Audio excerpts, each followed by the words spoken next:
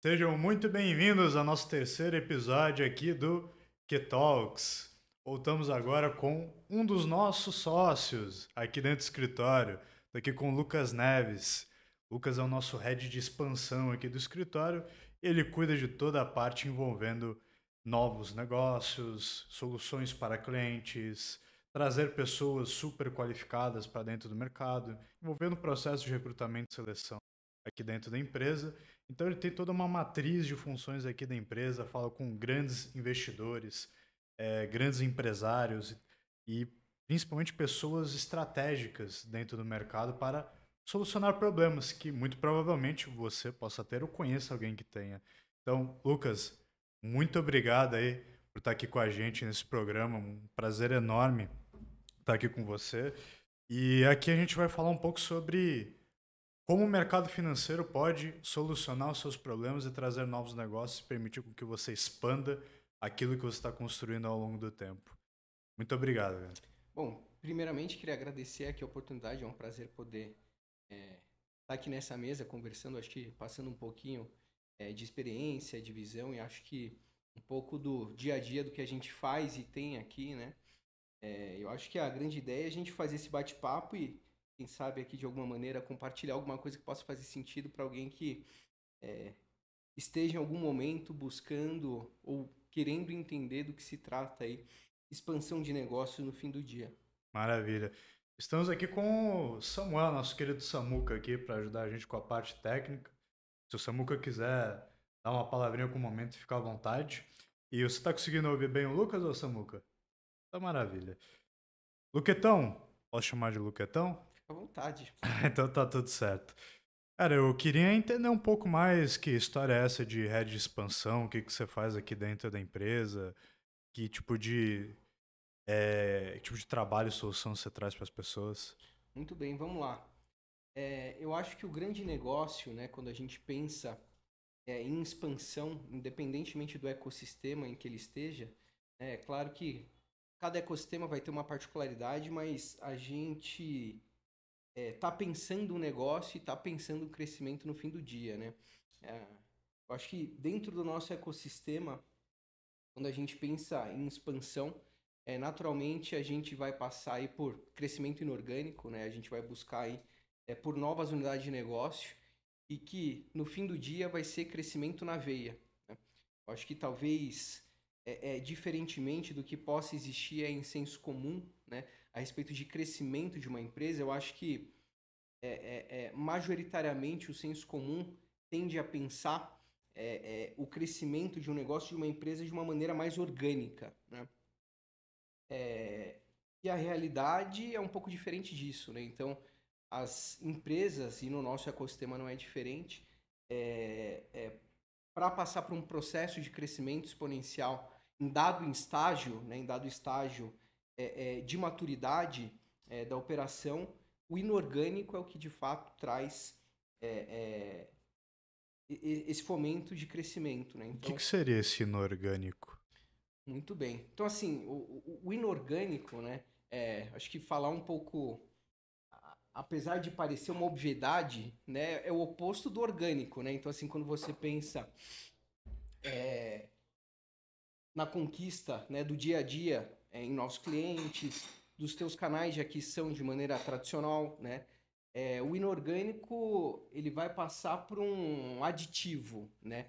Ele vai passar aí por um crescimento que tende a ser exponencial, né? Então, quando a gente pensa em crescimento orgânico, talvez a gente entenda como uma progressão aritmética, né?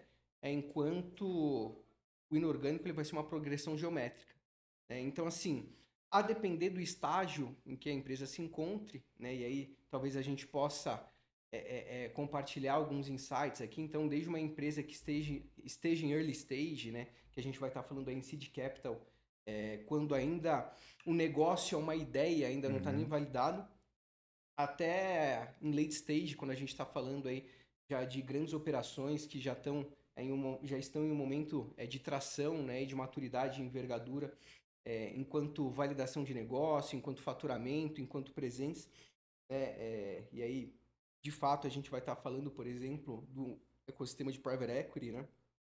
Então, assim, todas as empresas em diferentes estágios, né, podem se eleger aí a um movimento de crescimento e crescimento inorgânico, né? A diferença no fim do dia, né, vai ser talvez onde ela vai encontrar, né, esse onde ela vai encontrar parceiros ou capital, de fato, para poder encabeçar esse movimento. E é claro que em cada parte dessa etapa, as empresas vão passar por estruturações e vão ter demandas diferentes, né? Então, naturalmente, uma empresa que está buscando um crescimento inorgânico, né? Em early stage, né?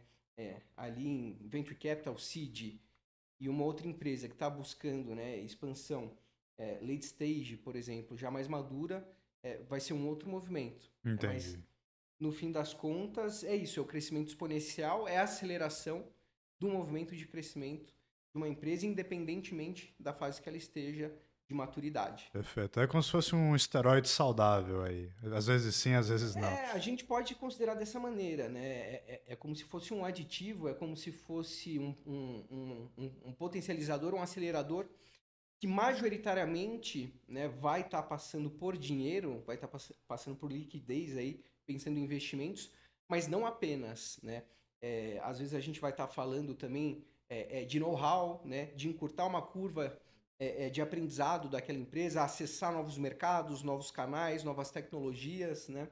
É ter a pessoa certa e o ambiente certo para te acelerar também. Exatamente, né? Então, assim, um dos vetores é o dinheiro, né? Seria a liquidez, o capital, em diferentes estágios, mas esse know-how, né? E é o que a gente fala muito do smart money, é a parte do smart, né? Então, assim, você acessar os lugares certos, o processo de aprendizado certo, no espaço de tempo mais eficiente possível, né? Então, essas são as caixinhas aí do que a gente vai estar falando a respeito de crescimento inorgânico, ou majoritariamente deveria estar falando a respeito de crescimento inorgânico em qualquer ecossistema que seja. Pô, que bacana, cara. Vamos fazer um exercício então, Samuca. Vamos criar uma empresa aqui. Vamos ter uma ideia. Vamos fazer um capital seed aqui. O que vocês têm em mente aí para abrir de empresa? Vamos dar uma viajada aqui, velho. Restaurante, vamos ser disruptivo. O que a gente faz com esse restaurante?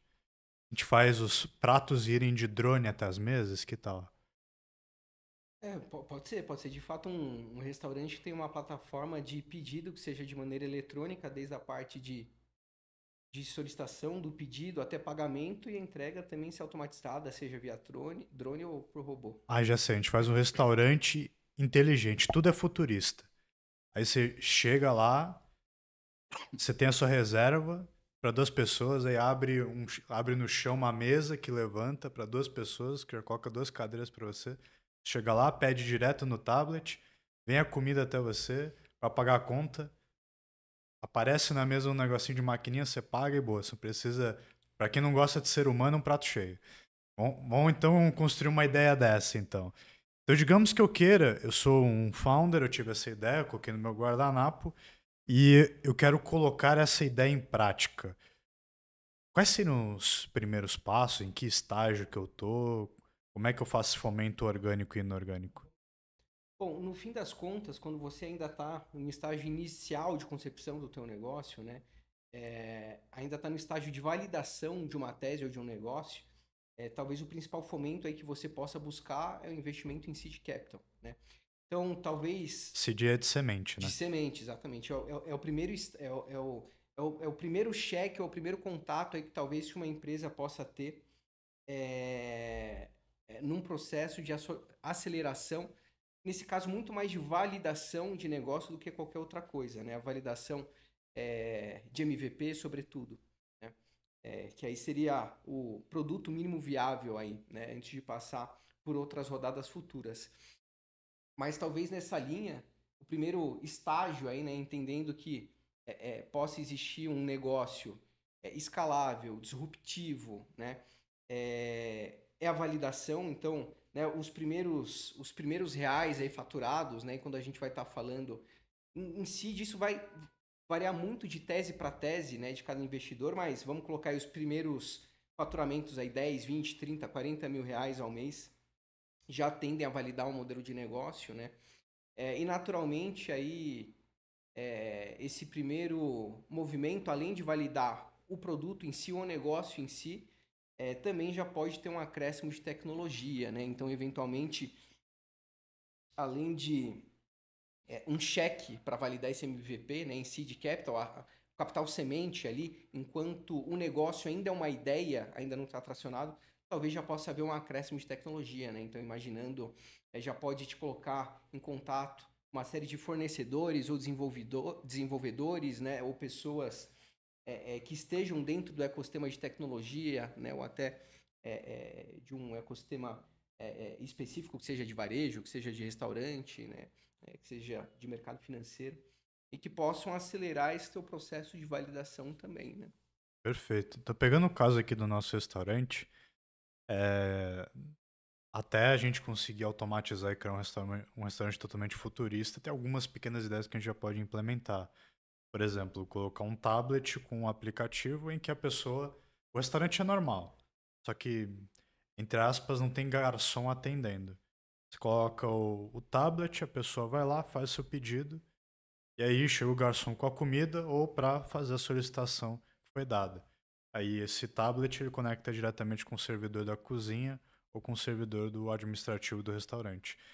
Isso daí é uma tecnologia simples, básica, mas já é um começo. Aí a ideia dessa validação é a gente entender se por um acaso existe demanda para esse produto, se essa demanda tem um apelo que agrade aos consumidores, e aí ele consegue gerar essa prova financeira que é os 20, 30, 40 mil reais. E aí o seed capital, que na verdade você pode buscar investidores de fora ou você pode colocar a própria grana.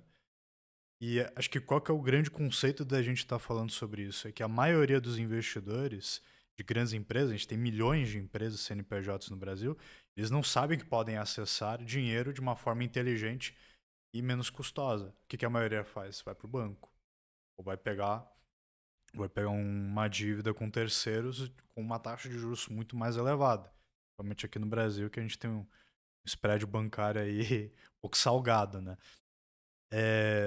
Então, a partir do momento em que eu chamo a atenção de um investidor para esse modelo disruptivo, aí ele vai entender minha fase. Pô, beleza, por enquanto você está ganhando um trocado, você está validando uma ideia. Mas para você chegar na tua idealização lá na frente, você vai precisar de X, Y, Z e tal, não sei o quê. E aí, ele pode já entrar para ter o know-how de, junto com você, validar. Cara, isso vai para frente, isso para em pé, isso fecha a conta. Acho que é mais ou menos nesse sentido, né? Dúvida, é isso. E quando você sinaliza, por exemplo, né, iniciar essa validação com poucos insumos ou insumos básicos, né, que não precisam aí, de fato, de grande desenvolvimento em tecnologia, de fato o que a gente fala do MVP, né? Se a gente pega plataformas aí muito disruptivas de outros setores, vamos colocar talvez a própria Uber ou então a EasyTaxi, na verdade começaram de uma maneira muito mais rudimentar, né? Sim. Então assim, mas validando a tese, né? E aí vendo se existe de fato mercado para aquilo, né? E aí, naturalmente, esse é um primeiro estágio de vários outros estágios que existem dentro desse universo, né? E quando você elenca que majoritariamente, né, tem pouca consciência, sobretudo no ecossistema brasileiro, né, falando aí enquanto empresariado, existe pouca consciência a respeito de como se financiar, onde buscar dinheiro ou de qual maneira buscar dinheiro, a gente pode passar por toda a cadeia, né? Uhum. Desde o pré-seed Até o até, IPO, né? até o IPO, exatamente, né? Então, desde um pré-seed até um IPO, que seria a fase mais evoluída, Uhum. né, de uma empresa, a gente estaria falando aí de pelo menos umas 8, 9, 10 rodadas, aí falando a grosso modo, né? Então, assim, cheques diferentes, formas diferentes de se financiar, né, formas diferentes de onde buscar recurso e por motivos diferentes, né? Então, e aí o que vai passar pelo crescimento inorgânico majoritariamente, né? Existe pouco acesso ainda e pouca consciência falando em Brasil, né? Então, assim, a grosso modo, hoje, se a gente for pegar no nosso país, Brasil, empresas que faturam 100, 150 milhões por ano, que já não são empresas tão pequenas, né? O que a gente pode considerar que não são empresas aí tão Já estão pequenas. no lucro real, pelo menos? Perfeitamente. Ainda tem alguma dificuldade de acessar mercado de capitais, por exemplo. Ainda tem muita dificuldade de financiar projetos, financiar crescimento, financiar aquisições, né? Então, assim, ainda tem muita dificuldade de entender como se capitalizar para alguns movimentos de expansão e, sobretudo, movimentos inorgânicos, né? Eu acho que um certo nível de maturidade aí de uma empresa, então, assim, uma empresa que está faturando já na casa de bi, o mercado já tende a acolher e dar um pouco mais de acesso, né? Já é um pouco mais trivial. Mas para todo mundo abaixo de uma linha aí, talvez de pelo menos uns 300, 200 milhões de faturamento no ano, né? Ainda tem pouco acesso no ecossistema, né? Falando aí, enfim, emissão de dívida, né? Estruturação de crédito para eventualmente poder financiar crescimento, né? Então, existem duas grandes formas, então, de você conseguir gerar essa musculatura. Você faz, como você falou, emissão de dívida, que é capital de terceiro, ou você entrega uma parte da tua empresa para uma pessoa que acredita no teu negócio, ela te retribui com dinheiro, troca, ela vai pegar uma fatia do bolo. Então, uma emissão de dívida, outra é uma distribuição via equity. Perfeito. Aí, para quem está ouvindo a gente aqui, qual que é a grande nuance, a grande diferença de você poder acessar esse tipo de smart money ou esse tipo de oportunidade que o mercado financeiro serve como intermediador principal para isso, em detrimento de formas mais tradicionais? Perfeito. Aí nessa linha, né, a gente vai entrar em mercado de capitais, né? Então, a gente pode colocar em dois vértices, né? DCM e ECM, né? Então, assim, basicamente emissão de dívida, né? Ou equity de fato, né? Eu acho que o grande upside é que você consegue acessar majoritariamente dinheiro de uma maneira mais competitiva, né, do que talvez você vá acessar ali ou esteja acostumado a acessar, por exemplo, com o teu gerente de banco em um banco de varejo, por exemplo, né? Hoje há várias formas de fazer uma estruturação, comece a acessar um dinheiro como esse que não seja diretamente por um banco, que não seja ali no teu gerente, né? Então, assim, quando você vai tomar um crédito ali, um financiamento, que seja para comprar um carro, para comprar uma casa, ele tem uma estruturação, ele tem uma estrutura e naturalmente tem uma estrutura, um custo diferente desse que a gente está falando, né? De um crédito, por exemplo, para você comprar uma outra empresa ou para você eventualmente expandir o teu parque fabril, comprar maquinário, comprar frota, né?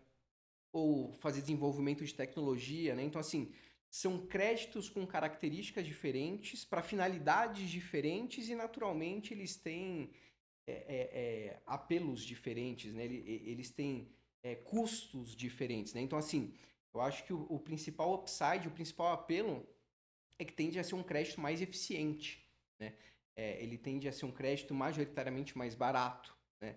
Ele tende a ser um crédito com características, enfim, de carência ou características de E pagamento ou de garantias, isenção tributária, às vezes? isenção tributária às vezes também, né? Então, são créditos diferentes, né? Esse é o principal upside, né? Você consegue ter um ferramental mais eficiente para poder fomentar crescimento, gerar emprego, né? Então, essa aí seria o principal upside e a principal diferença. Legal, cara. E vamos voltar para o nosso restaurante? Vamos lá. Beleza, então. Vamos dizer que nesse primeiro Capital Semente eu tenha pego algum sócio por fora que também é sonhador que nem eu e colocou uma graninha nele. A gente saiu do tablet, quer dizer, a gente continuou com ele, mas agora a gente tem um sistema de drone. Agora um drone que leva comida não é um garçom de fato. Aí tem toda a tecnologia, quem controla o drone, como é que funciona a manutenção. Pô, será que o drone vai conseguir aterrissar a comida sem ninguém se sujar na mesa? E a gente passa por uma série de empecilhos que são naturais de qualquer negócio. E a gente começa a listar alguns tipos de impactos negativos, de gargalos. Para você sanar gargalos, ou você tem que ser inovador, ou você tem que buscar uma pessoa com a qual já tenha passado por gargalos distintos ou que tenha mais competência e know-how para entender como é que ele pode operacionalizar uma coisa tão mirabolante como essa, sem gerar tantos custos e principalmente, às vezes, com um fornecimento mais apurado.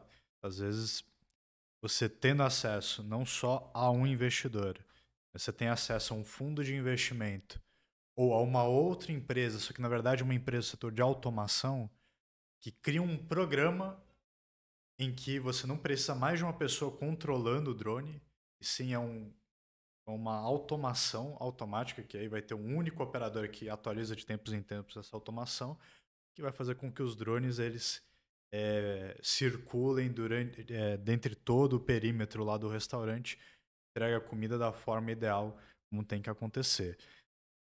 Aí a gente já passa para um modelo de know-how, de fundo. O que você acha que é necessário para o empreendedor ou para um fundador, para o investidor ter em mente para conseguir acessar essas oportunidades, para buscar esse tipo de pessoa e principalmente para ter a mente aberta e entender que existem várias formas de se executar a mesma coisa, só que algumas formas são muito mais rápidas e te trazem mais resultado no curto e médio prazo. Eu acho que o primeiro ponto aí nesse sentido é entender o modelo de negócio, né? Então, assim, quando você vai acessar, quando você está buscando acessar fundo, quando você está buscando acessar investimento, e aí falando numa série seed, né? Ou anjo, de fato, cada fundo, cada investidor, ele vai ter uma tese, né? Ele vai eventualmente algum fundo, né, vai ter uma ótica um pouco mais para um segmento de tecnologia, outro mais para um segmento de varejo, outro mais para um segmento de educação, de saúde, alguns vão ser mais agnósticos, né? Mas é entender em qual tese se encaixa aquele teu negócio e qual que é a área de expertise de cada um desses investidores ou fundos, né? Que aí de fato possa contribuir não só com cheque, mas também com a parte de know-how, né? Mas divaguei um pouco aqui, Vitor. Mas acho que essa é a importância do benchmark, né? De você. Porque tem muita gente, por exemplo, eu tenho uma tia minha que é dona de um restaurante. E ela, predominantemente, ela vai só em eventos que falam sobre restaurante ou delivery. Ah, perfeito. Aí ela vai até num evento essa semana. Se for parar pra pensar, cara, se eu quero montar um restaurante com esse nível de tecnologia que tenha tudo de forma mais automatizada, posso saber só em relação à gastronomia, administração de restaurante. Tem que saber de outras competências também. Sem dúvida nenhuma. Faz bastante sentido você estar antenado dentro do teu universo e buscar referências fora também, né? Eu acho que esse conceito de multidisciplinaridade, né, de ecossistema, então assim, isso falando dentro e fora do Brasil, né? Então você buscar feiras do teu setor, fora do teu setor, feiras de tecnologia, feiras de investimentos. Então, assim, você entender como o teu ecossistema e o ecossistema fora está se comportando de fato, né? Acho que trazer referências de outras operações, de outros setores, quiçá até de outros países, por que não? É super importante para você pensar em modelo de negócios, talvez reinventar modelo de negócios e até uma máxima que a gente costuma utilizar, né? Falando enquanto negócio e serve para vários setores aqui no Brasil, né? Então, assim, quando a gente está falando do mercado financeiro, quando a gente está falando de real estate, a gente fala que olhar para o mercado americano, por exemplo, é uma foto, é um jornal, né, do dia anterior, né? É um jornal do dia seguinte, né? Uma fotografia do dia seguinte aqui no Brasil, né? Então, assim, em geral, independentemente do setor, nos Estados Unidos, se a gente olha o que aconteceu ali 10, 15 anos atrás, é o que provavelmente vai acontecer, vai ser tendência aqui no nosso país, aqui no Brasil, né? Então, assim, você fazer esse exercício de olhar para outros mercados, olhar para outros setores, circular em eventos, né? Fazer networking, fazer benchmarking, faz todo sentido quando você está pensando em crescimento, quando você está pensando em expansão de negócio. E talvez aí você consiga ter um processo, né, de aceleração ou de execução de um modelo que possa fazer mais sentido, né, e que seja de fato atrativo enquanto negócio. E te dá mais robustez para chegar Mais robustez. para um private equity, para um fundo, ou para um gestor, ou até mesmo para uma outra empresa, um outro negócio na qual você queira fazer algum tipo de fusão, aquisição, e você passar esse tipo de inteligência e conhecimento pro cara, de que você tá antenado e você conhece o do ecossistema.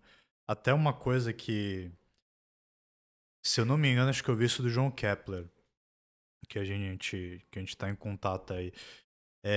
Ele chegou assim, de cara, a maioria das startups, as pessoas não compram necessariamente a ideia. Eles compram a cabeça do dono. Perfeito. E isso que você tá falando com relação a benchmark, o que que forma uma cabeça bem feita em termos corporativos? É ter referência. Perfeito. Pô, e por que que a gente quer levar isso pro mercado financeiro aqui nessa conversa? A maioria dos nossos clientes são empreendedores, são empresários ou minimamente têm uma mentalidade muito próxima disso, executa isso aí na sua prática de trabalho. E a gente se depara com muitos clientes com os quais a gente entende sinergia entre negócios, com os quais a gente até presta direcionamentos e orientações para um movimento mais orgânico, que poderia ser um movimento de aprimoramento ou otimização de fluxo de caixa, talvez uma forma de potencializar a caixa com investimento ou de obter um crédito com garantia de investimento, mas também existe uma orientação para outras formas de negócio que aí já envolve outras vertentes. E aí entra o que a gente quer construir aqui, que é um grande hub de negócios, né? E tendo essa cabeça, como é que a pessoa se potencializa com o mercado financeiro? E não necessariamente seja tomar empréstimo direto a uma instituição ou fazer investimentos e acumular patrimônio da empresa. Até porque a maioria das empresas elas têm que investir nelas mesmas para crescer cada vez mais, deixar de ser um crescimento aritmético para ter aquele game changer e virar um crescimento exponencial. Aí eu gostaria que você me falasse um pouco da tua história, cara, até chegar até aqui no escritório. O que que você tem visto no mercado? O que que você tem visto com relação à evolução corporativa? Qual que é o impacto que você está causando hoje no escritório? Se tiver alguns cases para comentar, até para a ideia saber mais, até para a galera saber mais na prática como é que a gente tem feito isso. Então, vamos lá, dando um overview, né? Eu estou aí há quase 12 anos, né? Em mercado financeiro, boa parte aí, uma parte razoável também de passagem na interface direta em real estate, private equity, né? Enfim, a minha base acadêmica vem daí, né? Majoritariamente, né? Então, eu tenho sou aí uspiano, né? De graduação e pós-graduação. Tamo junto. Fiz passei por algumas algumas faculdades americanas, também fiz especialização em private equity. E o que eu vejo o, em várias instâncias, né, o mercado financeiro, o ecossistema de mercado financeiro do Brasil ainda tem muitas oportunidades, né? Falando enquanto instituições e empresas, mas também na relação em que as pessoas podem acessar, né, enquanto pessoa física ou pessoa jurídica, né, podem se utilizar desses recursos, né, para ganhar em escala, gerar emprego, crescer negócio, né? Então, assim, vou dar um exemplo razoavelmente prático aqui, né? Quando a gente fala em IPO, né? Ou vamos colocar aqui, né? A Bolsa de Valores brasileira é absolutamente recente, né? A gente vai colocar aí, se a gente for comparar com Bolsa de Valores americana, né? Razoavelmente recente, vamos colocar aí talvez 40 anos de Bolsa de Valores no Brasil, né? Um IPO, por exemplo, Que é a entrada de capital na bolsa. exatamente, né? Que é a abertura, né? De capital de uma empresa, né? Então, aí a transição de uma empresa que eventualmente está se capitalizando por intermédio de um private equity, né? E private equity chama private justamente por esse motivo, né? É uma empresa de capital fechado, ela ainda não é uma empresa de capital aberto, não é listada em bolsa. Eu não consigo comprar ações ali, né, listadas na Bovespa. Então, assim, é recente o histórico, né, de talvez entre aspas, um pouco mais ali de eventos, né, de abertura de capital na bolsa, por exemplo. É razoavelmente recente a democratização, entre aspas, né, de acesso a private equity, né, que seja da ponta de investidor, né? Então, assim, um investidor, pessoa física, por exemplo, do varejo, entrando num fundo de private equity como investidor e até na ponta de uma investida ali, ser investida por um fundo de private equity, né? Então, assim, quando a gente fala de fusão e aquisição, por exemplo, né, M&A no Brasil, a gente deve estar falando aí talvez de 30 anos, talvez, né? Se a gente for pegar a referência e uma curiosidade, né?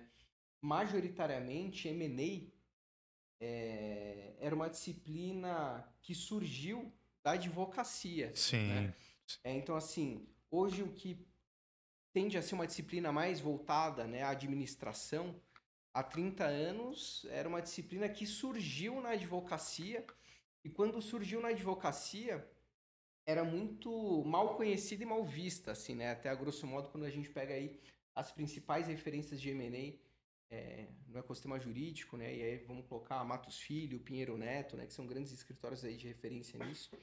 Eles brincam que quando um advogado na época, né, falava que ia para M&A, era tipo aquele cara que não sabia o que queria fazer, né? Era aquele advogado que se formava e não tinha um caminho ali muito bem direcionado e resolvia fazer M&A, né?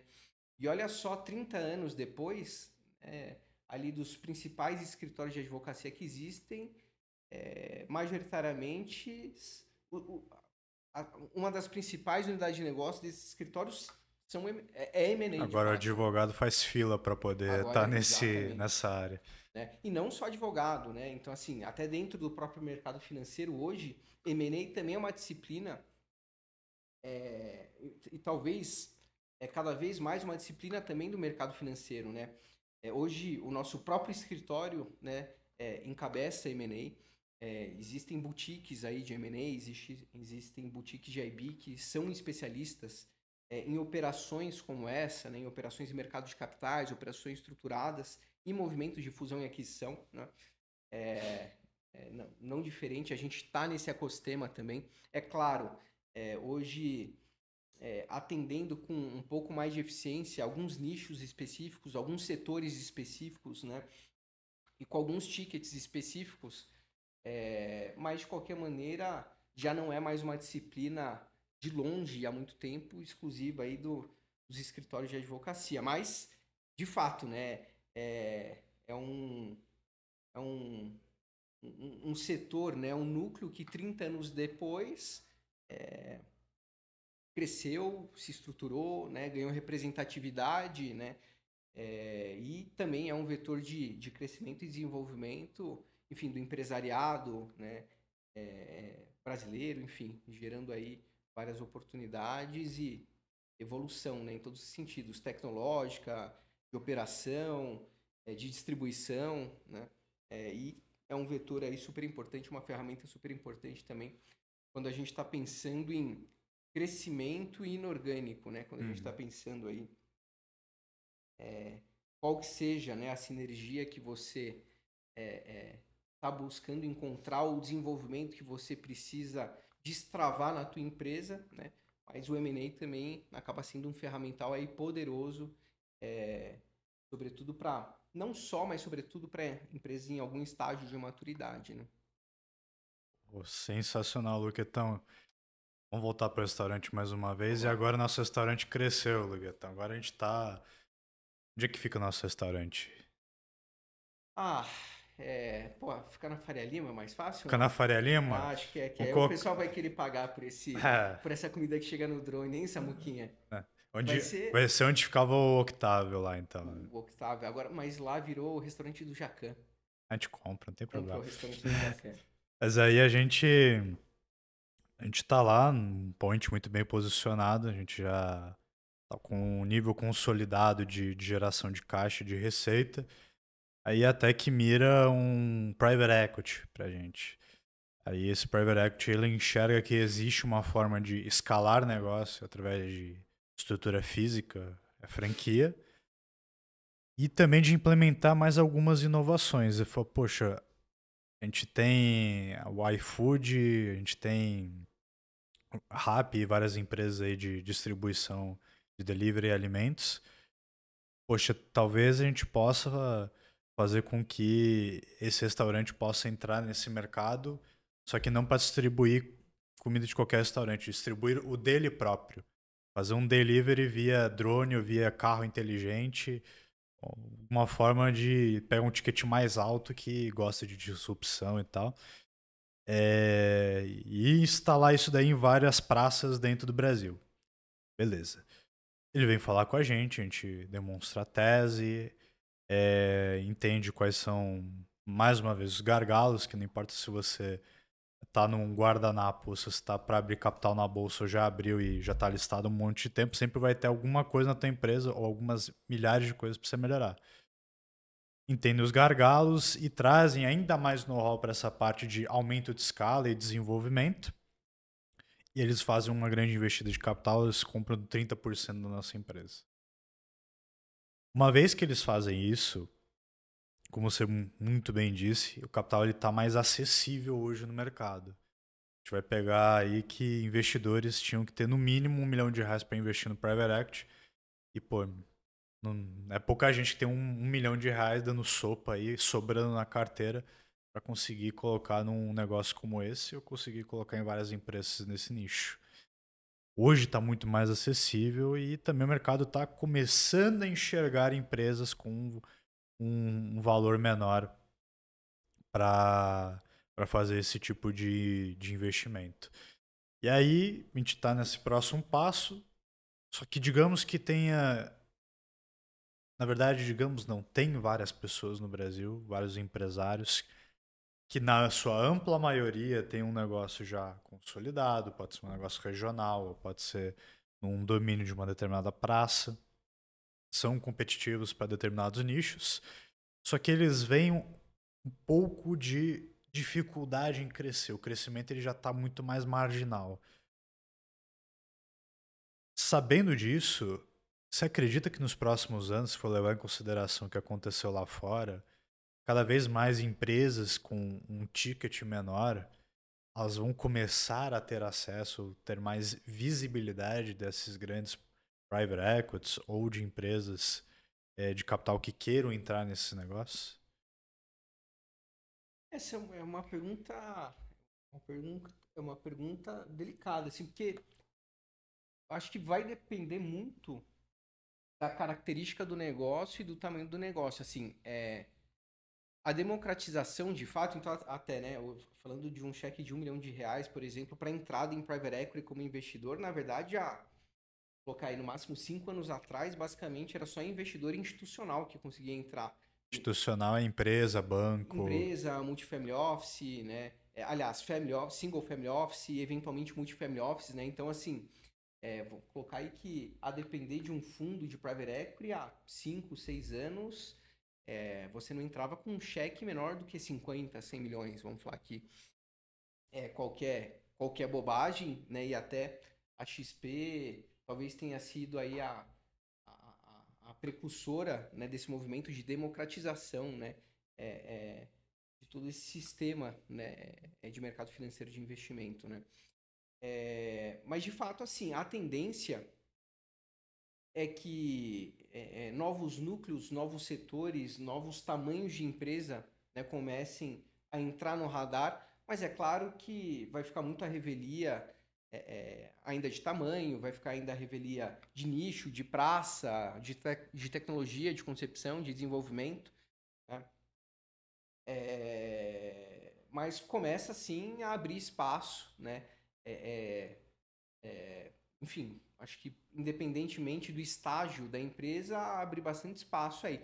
Até uma brincadeira que usualmente é feita no mercado, né? Dinheiro tem, cheque tem, o que falta são de fato negócios bons, empresas boas, né? Nichos bons, ou até empreendedores bons, né?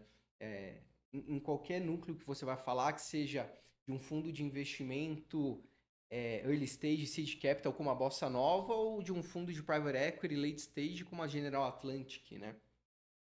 O dinheiro tem, né? O que falta cada vez mais são empresas boas, né? Nichos bons, setores bons, dentro de teses boas, né? E a gente começa a passar por um movimento aí que os radares, né, vão se atentando aí para outros núcleos que até um tempo atrás ainda não eram vistos, né? Você falou uma frase, pô, dinheiro tem, então, né?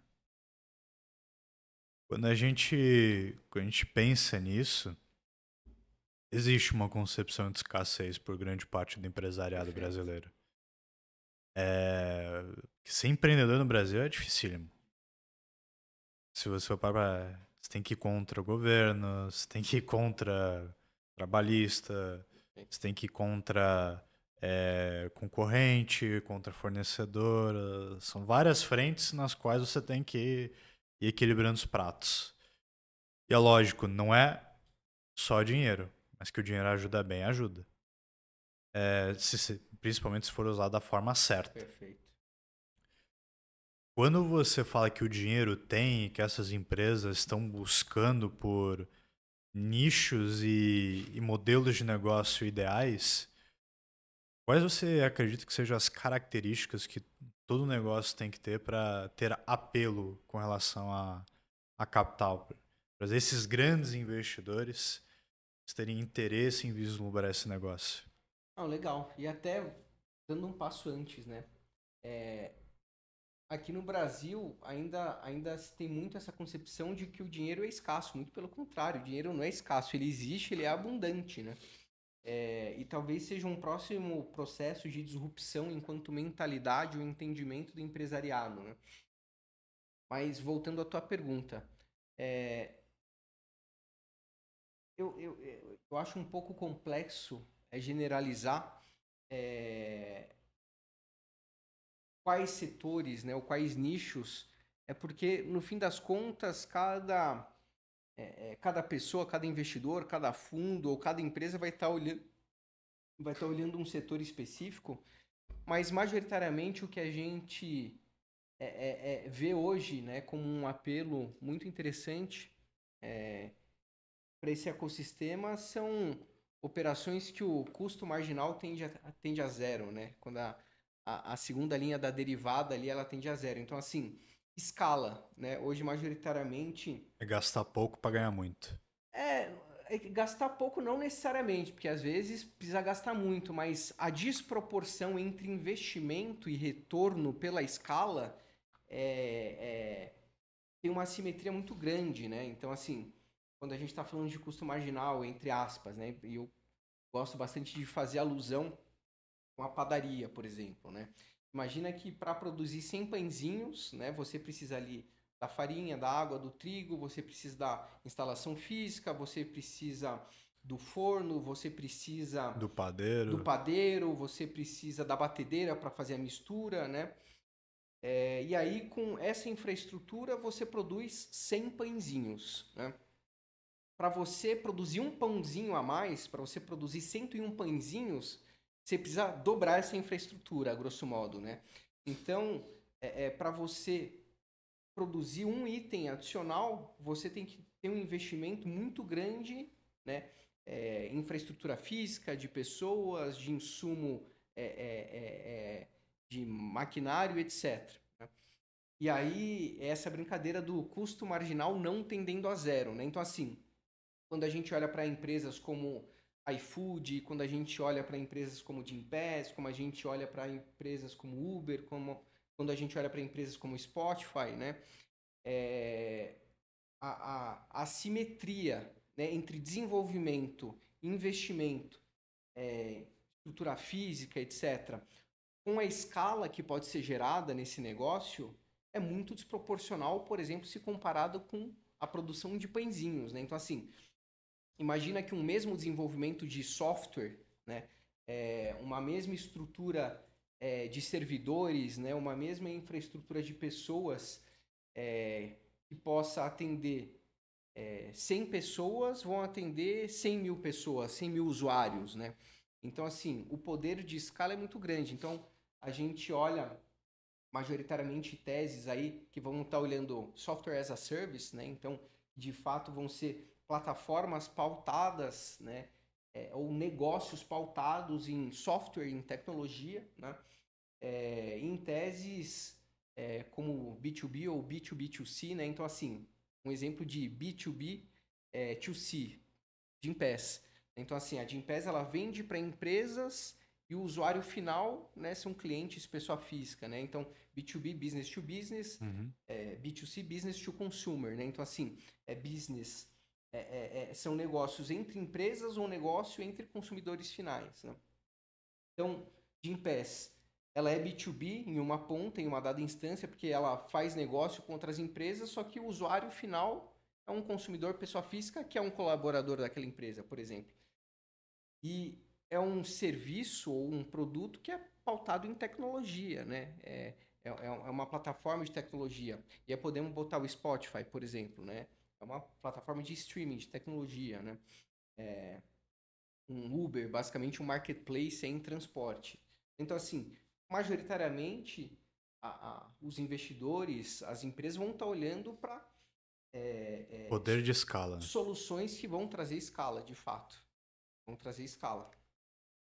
É sensacional. E aqui no escritório, você tem visto... A gente fala com um monte de gente no mercado, de vários nichos, com vários tipos de investidor. A gente está principalmente fazendo esse trabalho muito grande de benchmark, de entender outros tipos de mercado, para entender, às vezes tem processos dentro de um mercado de restaurante que podem ser incluídos no nosso mercado administrativo, financeiro, de cultura, branding, não sei, mas podem ter referência em outros mercados que a gente pode trazer aqui para dentro do escritório, se aperfeiçoar nisso. E podem ter não, com certeza tem muitos clientes aqui dentro.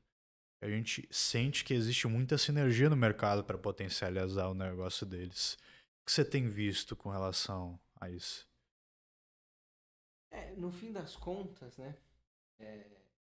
Qual que é o nome do... Agora que é do dono do grupo, o Abílio Diniz, né? O Abílio Diniz, ele fala que no fim do dia, tudo passa por processos e pessoas, né? Todo o resto tende a ser bullshit, né? Assim, então, processos e pessoas funciona basicamente em qualquer ecossistema, né? Que seja o mercado financeiro, que seja varejo, que seja tecnologia. E a gente também é uma característica muito curiosa, assim, né? Quando a gente fala em modelo de gestão, quando a gente fala em processo, e a gente olha, sobretudo para a base educacional, né? Enfim, mercados como o americano, até mesmo o europeu, já é uma cultura, né? Já é uma disciplina muito mais arraigada do que aqui no Brasil, né? Talvez quando a gente fala aqui em modelo de gestão, quando a gente fala em gestão de pessoas, em gestão de negócios, ainda parece uma coisa muito intangível, né? Parece um negócio meio subjetivo, holístico, assim, né? Quase meio sobrenatural, assim, meio mágico, né? Mas existe um protocolo, né? Existe um playbook, existe um by the book a ser seguido, né? Não é questão de inventar a roda. Na verdade, qualquer uma dessas empresas aí que a gente esteja falando, Uber, que a gente esteja falando, Spotify, né, iFood, enfim, todas essas empresas seguem um processo, seguem um protocolo, seguem uma metodologia, né, que ela vai sofrendo evoluções, né, ela vai se transformando com o passar do tempo. Majoritariamente são metodologias que foram concebidas, sei lá, na década de 70, década de 80, né? E as premissas e pilares seguem até hoje. Mas ainda pouco acessíveis no ecossistema empresariado, né, do empresariado brasileiro, e de uma maneira muito mais latente, por exemplo, em Estados Unidos, né? A gente vê aí algumas escolas trazendo um pouco dessa metodologia de conceito de uma maneira muito forte aqui, né, para o Brasil, e aí a gente pode a gente pode colocar aqui nessa cesta, sei lá, G4 Educação, por exemplo, a SME, né, que é um braço aí dentro da Bossa Nova. Tem a Link, tem a Link também, Isso, muito bom. a Link Business School, já no modelo enquanto graduação, né, aí já seria já seria uma faculdade, né? A G4 e a SME, elas se prestam a trazer esse educacional já para executivos, já para empresários. E a Link traz, né, um pouco mais dessa metodologia, né, dessa academia que existe lá fora e que ainda é um pouco dissonante do que a gente vê aqui, até mesmo em grandes escolas, né? Nem entrando no mérito, assim. A GV é uma excelente escola, a USP é uma excelente escola, mas ainda tem um certo descolamento do que existe Que é a lá teoria e prática, entre né? teoria e prática, de fato, e a Link traz para cá. Mas, assim,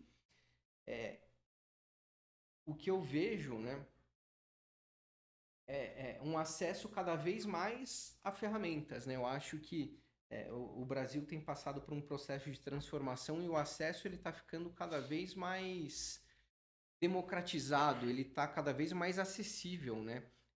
Coisa que talvez não poderia ser falada há 2, 3, 4 anos, né? Hoje a gente já pode falar isso, inclusive internamente a gente tem buscado parcerias e fomentar um ecossistema educacional nessa linha aqui, né? Então hoje o acesso a ferramentas, que sejam elas educacionais, que sejam a elas de um smart money, que sejam elas de um crédito, de um modelo de negócio, de consultoria, de se conglomerar com uma empresa que possa ter sinergia, eu acho que claro que ainda é um processo, né? Que talvez seja um processo de 10, 15, 20 anos, mas está cada vez mais acessível, está cada vez mais ao alcance, né? E eu entendo que cada vez mais pessoas conhecendo esse universo, esse ecossistema e buscando alcançar, né? E buscando aí se desenvolver enquanto pessoa física ou jurídica nesse movimento. De todo esse trabalho que a gente tem feito, o que você sente que nós da Questor nós consigamos fazer para ajudar clientes, parceiros ou quem vier a ter interesse em, através dos instrumentos do mercado financeiro, através do nosso trabalho, de conseguir potencializar os negócios delas? Essa é uma pergunta maravilhosa, né? Eu costumo brincar muito que aqui talvez a gente tenha um insumo de muitos anos de trajetória, né? Seja de experiência e bagagem profissional, acadêmica, para trazer empacotado e compilado, né? Tudo isso de uma maneira mais digesta, né? Então, assim, de fato aqui a gente vai encontrar um hub, né? E aí, com a nossa expertise, entender, né? A tua necessidade, né? Entender a necessidade, entender o nicho, o setor, a tese, o momento, e talvez quais os recursos que façam mais sentido acessar naquele momento, né? Então, assim, esse trabalho de entendimento, né? De direcionamento e de concepção possa ser acessado aqui de uma maneira um pouco mais compilada, né? De uma maneira um pouco mais fácil, né? Então, assim, poxa, tá buscando eventualmente fazer um M&A, né? Talvez a gente consiga trazer e direcionar de uma maneira um pouco mais eficiente, né? Ou bastante mais eficiente, né?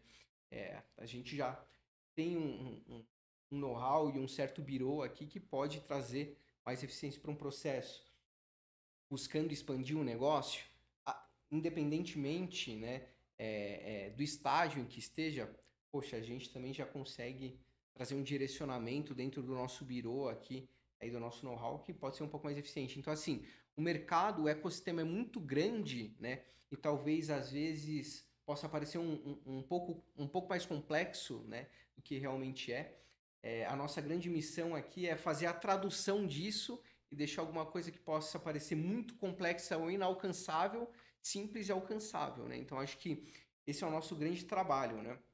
Democratizar esse acesso, né, em todo esse ecossistema, né, de mercado financeiro de uma maneira simples, de uma maneira né, digesta, Próxima, personalizada. próxima, personalizada, nem poderia ser diferente, né? Qualquer trabalho que a gente esteja falando nesse sentido precisa de proximidade, precisa de personalização, porque não é um produto, né? Não é um serviço de prateleira, né? É como um alfaiate. Então, mas assim, de uma maneira, poxa, acessível, né? Sensacional, Lucão.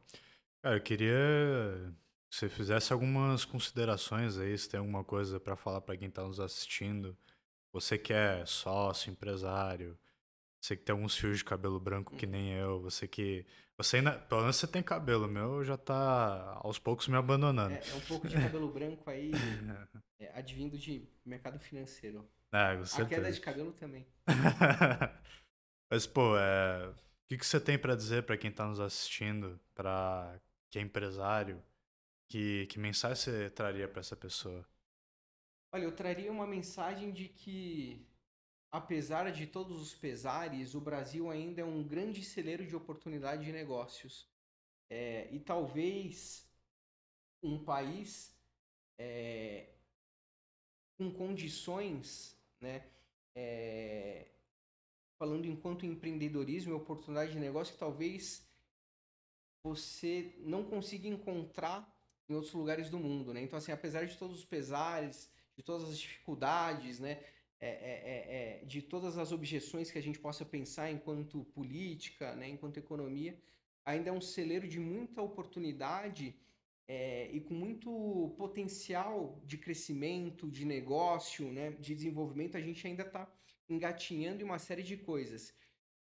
Eu acho que o grande desafio né, além da consistência, né, eu acho que um pouco da consistência e da paciência em desenvolver o teu negócio, né, em empreender, mas também acessar as pessoas certas, os serviços certos, o ferramental certo para que esse processo seja o mais eficiente possível, né? Então, assim,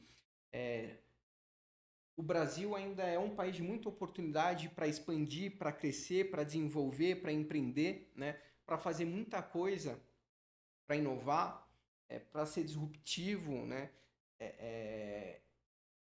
E no fim das contas, eu acho que esse é o caminho, esse é um processo de desenvolvimento de um país. E o quanto mais você acessar ferramental e pessoas certas para esse movimento, né, o mais eficiente tende a ser esse processo enquanto empreendedor, né? Então, assim, tá ao lado de bons parceiros, né? Tá ao lado de bons profissionais que têm essa expertise, têm essa bagagem, têm esse ferramental e talvez possam encurtar muito o caminho enquanto acesso, né? Enquanto a, a expertise, enquanto a curva de aprendizagem, né? Enquanto a canais, enquanto a praças, pode trazer bastante celeridade para esse movimento, né? Então, assim, enquanto, por exemplo, mercado financeiro, né? Mercado de capitais, operações estruturadas, M&A, tá aí ao lado de bons parceiros, né? Parceiros com know-how e expertise, pode multiplicar, né? Por vezes aí o teu business, o teu negócio, a tua operação em dimensões que talvez você nunca tenha pensado, e pode te acessar a tudo isso de uma maneira muito mais simples e eficiente do que você pensa, né? Então, acho que esse seria o grande recado, né? O caminho é esse, o processo é esse, tem muita oportunidade, disciplina, consistência e ao lado aí de boas pessoas e bons parceiros nessa jornada. Com certeza. Acho que foi o Guilherme Benchimol que falou, acho que em 2020, na Expert. Ele chegou e falou, cara, o Brasil é o melhor país do mundo pra empreender, porque, cara, Brasil falta tudo, cara. Brasil falta absolutamente tudo. Brasil, consequentemente, é um dos países mais difíceis. Brasil é para poucos, né? São poucas as pessoas que aguentam a quantidade de exigência que o empreendedor tem que ter para atuar no Brasil. Então, os poucos que sobram, que têm mente aberta, estão dispostos a descobrir esses novos horizontes, cara, tende a ser um belíssimo de um oceano azul. Sem dúvida. Empreendedores, assim, né, que já empreenderam em Brasil e em outras partes do mundo, nessa linha, o Thales Gomes, aí, que foi um dos fundadores da Easy Taxi, fala, né, que empreende no Brasil, empreende em qualquer lugar do mundo, e isso é verdade, né? Mas, naturalmente, né, como a existência de qualquer downside tem um upside. E qualquer upside é um celeiro de oportunidade, porque, de fato, o Brasil ainda é carente em tudo, né? Então, quem se preparar melhor, né, com as melhores ferramentas e as melhores pessoas, tende a despontar e alcançar crescimento.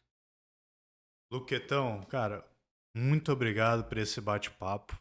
Cara, foi maravilhoso. Cara, eu gosto demais de você desde que eu te conheci. Acho que já faz o quê? Uns 3, 4 anos? 3 anos. 3 anos, cara. Parece que foi 10, né? Parece que foi 15. Mas, puta, cara, maravilhoso, muito bom. A gente tem pouco tempo pra conversar. Acho que nem pra tomar uma cerveja a gente tá conseguindo mais. Por isso o cabelo branco e a cabelo... Mas, pô, obrigado aí por compartilhar do seu conhecimento, da sua informação, que a gente tenha muito mais momentos como esse, dentro e fora das câmeras. Eu espero que vocês tenham gostado bastante, você que está assistindo a gente. Por acaso você é empresário, empreendedor, quer entender um pouco como ter acesso a um hub de especialidades ou de conteúdos e de profissionais ou empreendedores que possam lhe agregar de alguma forma, se a gente puder lhe ajudar de alguma forma também a potencializar a sua empresa, o seu negócio, basta encontrar a gente através do nosso site, www.questinvestimentos.com.br. O meu Instagram é Professor Vitor Pereira. E você quer passar o teu Insta?